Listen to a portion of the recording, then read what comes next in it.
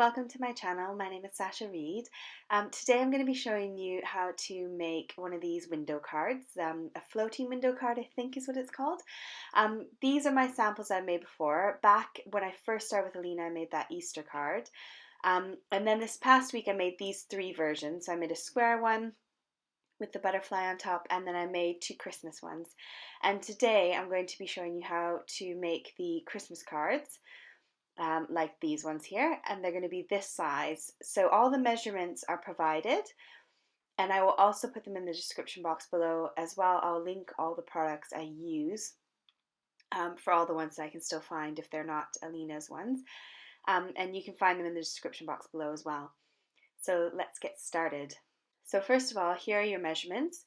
You need to cut your card base. These are all in inches. And I will be showing you what you do. I'm going to go through the whole thing once with you and show you all the things you're cutting. But those are your measurements, which are also in the description box. So don't worry too much if you can't pause quick enough to get these measurements. I will show you down below. So the first thing we're going to do is cut our cardstock. We're going to cut our base. This is my tonic paper trimmer. It's fairly new to me. I'm still working on using it. The paper pad we're using is this one from Recollections, which I picked up in Michael's in Canada. I really liked this one because it had a really beautiful kind of rose gold foil to it. The coloured cardstocks are from Stampin' Up, and this one is from Limetree Crafts, the pearlescent card. So we're going to start by cutting our base first. I'm sorry if this is a bit slow. I'm trying to speed it up in places so it's not too boring, but I wanted to show you fully how you do it. So now you could score the middle is what I was pointing out there, but I just fold it in half. And then you want to cut 1.5 inches off twice. And then that middle bit that you've cut out can just go to the side into your scraps because we're not going to use it. That's where the acetate's going to go. And then you want to cut your layer. That's going to be your layers that are going to be going on top to line your acetate panel. Now you will need two of these because you've got your top and your bottom of your panel. So do make sure to cut two of those. And then the same with your decorative paper because that's going to go on the top. And these layers are going to hide your acetate behind, hide your acetate to make your card. Sorry. And then we're going to do an inside layer. I always feel like an inside layer really nicely finishes your card off and it gives you a place to stamp. Now, one of the things I think I forgot to do with this card is you stamp before you glue it down. Because if you make a mistake, you can flip it over and stamp again, or you can get a new panel cut. So do make sure to do any stamping before you stick that panel down. Now this acetate is a thick acetate. I can't remember how thick it is, but I basically bought the thickest one I could find. And you do want a thick acetate piece of plastic because you want it to be able to hold that front of your card. You don't want it to be loose and wobbly. So now that you've got your pieces, you can start assembling. Now this is the point where I would say stamp first. So I kind of forgot and I just started sticking everything together. So you see me stamp later and it actually turns out alright, but I do recommend you stamp first. Now this is a trick I learned from Natasha Foote, which she learned from someone else. She does this all the time on her YouTube channel. You basically stick down some tape on all the outside layers and then you lift one edge of it and take the middle off. And what this allows you to do is wiggle that piece of paper around till you get it dead center. As you can see, my edges are really, really tight. There isn't much space, so that little trick ensures that you can get it perfect every single time. And I will show you again later on when I do another card, just to kind of help you out if you didn't really catch it very well. Now what you want to do now is you can adhere your decorative paper to that first layer and stick those down because you don't need to worry about that too much at the moment. They can just go together. What I like to use is use a really strong tape to stick down that panel to the acetate because it is plastic, so it can kind of lift a bit easier. So I use the really strong tape. This is basically score tape, but it's called Sukwang, which is the company that makes score tape. And I got it from a seller on Etsy, which I think is the actual company, Sukwang. Now you stick your panel onto your acetate, and what I'm doing is I'm lining it up fully with the edge. So the acetate is cut the exact same width as my panels, and I'm sticking it down and lining it up very carefully so it goes right along the edge, those 3 edges there. And then that now is exactly the size of that acetate. And don't forget to give it a firm rub on the back to make sure that that tape is sticking really well.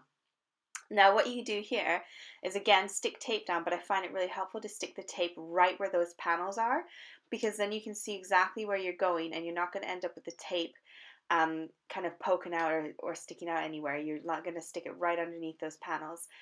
I tend to do the top one first, leave the sticky tape on the bottom one.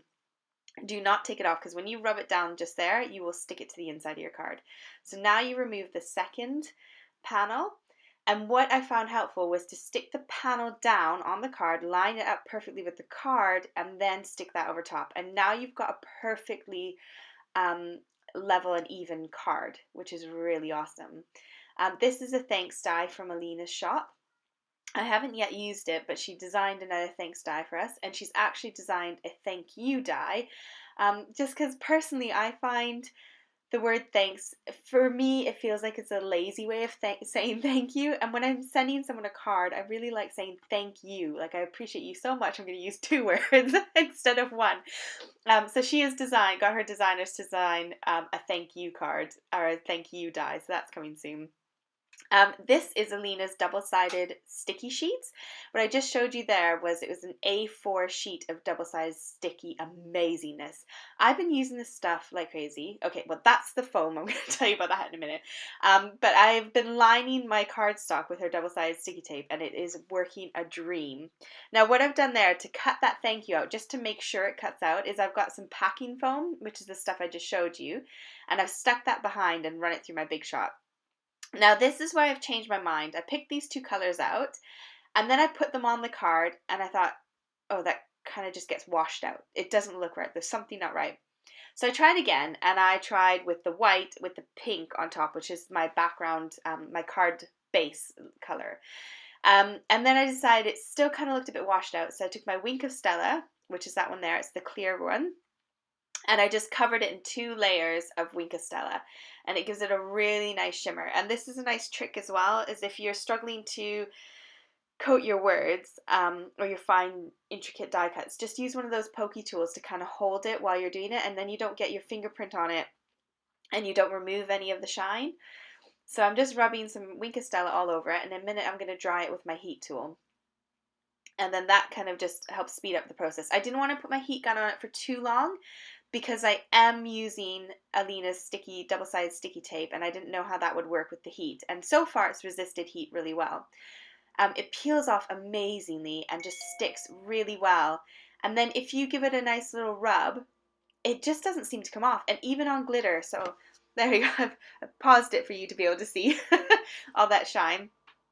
And then I've done the double-sided tape on the back of that one as well, because my floating word is going right in the middle and you're going to be able to see my adhesive. I wanted my adhesive to be level and even, so I did the background layer in that as well, and it looks great. You can't really tell that there's loads of adhesive there. You can kind of see it if I wiggle it in the right light. It's just the most clever double-sided sticky tape, and it's so cheap. I've not seen any for that price before. This is the stamps that I'm using. I can't remember where it's from. I got it from an eBay bundle ages ago, so I don't think you can buy it anymore. But basically I wanted some flowers or some butterflies, so that's all I've used it for. And I've got the matching ink to go with the cardstock, which I think is Rose Red from Stampin' Up. And then I'm just sticking on some little elements. And this is what you should do before you stick that layer down. And I always stamp off to the side before I put it on. Just so I can make sure the stamp is nice and clear before I stick it down. Now this is Crystal Effects, that's what it's called, in a squeezy bottle from AliExpress. So I got these little fine tip bottles, sorry I'm losing my words. I got these fine tip bottles from AliExpress, and I filled it with some of that Crystal Effects, just because I found the Crystal Effects bottle wasn't fine enough and it was making a bit of a mess, so I filled it in there. Right, now I'm going to show you card number 2. However, for this one, I've pre-cut everything. I don't know why it's going so slow all of a sudden. I tried to do normal speed, but it feels like it's going really slow. This is the paper pad I'm using from The Works, and I'm just showing you what cardstock I'm using. More Stampin' Up! Cardstock that I've got in my stash. I just kind of tried to pick colors that would match. And now I've pre-cut it all, so I saved you the boringness of watching that. And I'm going to show you how to assemble it again, and then how I decorate this one. So this time I decided to go with a double panel layer on the inside. And so all you need to do is just do 1/8 of an inch smaller than my measurement that I've shown you. And I think those are poinsettias that I've decided to use. So here I'm just showing you how I mark my card so that I know don't stamp beyond that pencil mark, because then it's going to show through that little clear panel. So right now I'm doing my little stamping. You can see my little sample to the right, which I did off camera. I just played with it and made sure I knew what I was doing before I started stamping on my card panel. And all I did was just stamp this layered stamp, and you can see that pencil mark, which I then erase, which then is still kind of left a little mark. So I flip it around and use the sand eraser on the other side and gets rid of it completely. So then now I do my trick of adhering it, which is from Natasha Foots, where you remove just an edge of each of the bits of tape, and then you can line it up straight and exact dead center of the middle of your card. So I hope I'm not going too fast for you. If you have any questions, please pop them below. I'd be more than happy to answer. And some of this may not be right. It might not be the perfect way to make a card, but this is how my brain functions and how I tend to do it. But yeah, please do leave a comment if you like, and do subscribe. I'm going to be trying to do 2 videos a week if I can get my act together, and I'm planning to mix it up with some tutorials and some design team makes. So here I'm using this die set from Alina, which on one of my other cards you will have seen the hello. This is the same kind of die, but it says Merry Christmas. Now I played around loads with different color combinations again. Well, probably not loads, like 3, but it was loads for me. And I was trying to get the right color combination, and I just couldn't work out how to make these words kind of pop enough. I wanted to use a coordinating colored designer paper from that same paper pack so it all went together. But I was really struggling with these words and that designer paper pack. Now I've cut out the snowflake. I don't end up using the snowflake. I don't think. Maybe I did. I can't remember now. We'll get to the end and I'll tell you. No, I didn't use it. So I was trying to work it out. I was like, do I do a bigger one? Do I do a smaller one? Do I do the dark color, the light color? And in the end I was just like, no, scrap the snowflake, get the glitter. We're going to do a massive glitter snowflake background. These snowflakes are from Alina as well, the snowflake backgrounds. This is stamping masking paper, which I thought was going to come A4, so I feel like it was quite expensive for what it is. It's basically sheets of post-it note tape, like full sheets. And I wanted to die cut a circle because I had this idea, which I've seen, I don't know, I saw it on some forum, of where you kind of emboss part of your die cut, and I thought this would look so good and would just kind of give it that little bit of pop to stand off of my background image. So all I'm doing is I put that circle down in the middle, which is basically post-it note tape. I'm covering it in Versamark, which is a very sticky ink, and then I'm sticking it on top of this little bit of paper just to try and make a little handle to hold it so that I can sprinkle my embossing powder all over. And this is gold embossing powder. Now the problem is that my little post-it note tape thingy started lifting because I picked it up too many times and it just wasn't sticking very well. I should have stuck the little handle on before I started doing all that faffing about. But anyways, it worked in the end. I got a little bit of embossing powder underneath it where I didn't want it, but I'm not bothered by that. So you can see it starting to curl here, and it didn't really like my heat tool. It started to curl when I was doing that as well. But I felt like that just gave it its little bit of pop. And on the back of this, I stuck Alina's double-sided sticky stuff again, which sticks amazingly well to this glitter card. It has been 3 or 4 days since I filmed this, and it is still stuck perfectly to that glitter. And this is not non-shed glitter. It is proper glitter card with loose bits all over the place. Now here I'm marking the edge of that die with a pencil so I know where to stick my sticky tape, because I don't want any tape on my window. I want it to look flawless from behind.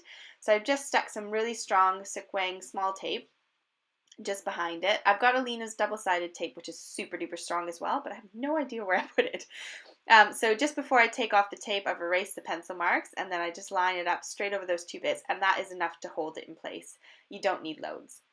And then from this stamp set, I decided to use and Happy New Year, because my die says Merry Christmas all along it. And now I'm just doing my trick of rubbing over my stamp to get that sort of top surface a bit more roughed so that I can then stamp nice and clear. Now, again, I've marked where my panel is with a pencil, so I know exactly where I'm stamping. And then I go back and I erase those little marks. This time I put them on a little bit lighter, so I didn't need the sand bit. Now, you'll have seen this in my other card. I used the penguin from the set. It is my new favorite Christmas set. Now, what I've been loving doing lately is building it up. Instead of using foam, which I will now use foam because Alina's foam has arrived, I've been stacking them with multiple layers of card, and it just makes it feel a bit more substantial and sturdy. So here I've layered 3 layers of that gift box Christmas present, and then I'm putting one in gold on the top to kind of go with my gold embossing that was around the edge, and I love how it turned out. Now, when I put this down, because it's so detailed, all my glue kind of squished out. I should have probably used some sticky tape rather than liquid glue. But if you just take your sleeve or something maybe not so precious, like a bit of fabric, you can actually just lightly rub over if you've got a non-tacky kind of glue. So that glue is really good because I just rubbed it straight off the top. And then I left it to sit for about an hour. The glue I used on that gift box was the multimedia matte Ranger mixed media glue from Tim Holtz, or Ranger, I don't know who it is from. But I just pinned it on, stuck it down, and it worked a treat. So thank you so much for joining me. That's the end of my tutorial. Any questions, anything I've missed, then please pop it below. Thank you so much for joining me, and have a lovely day. Thank you. Bye.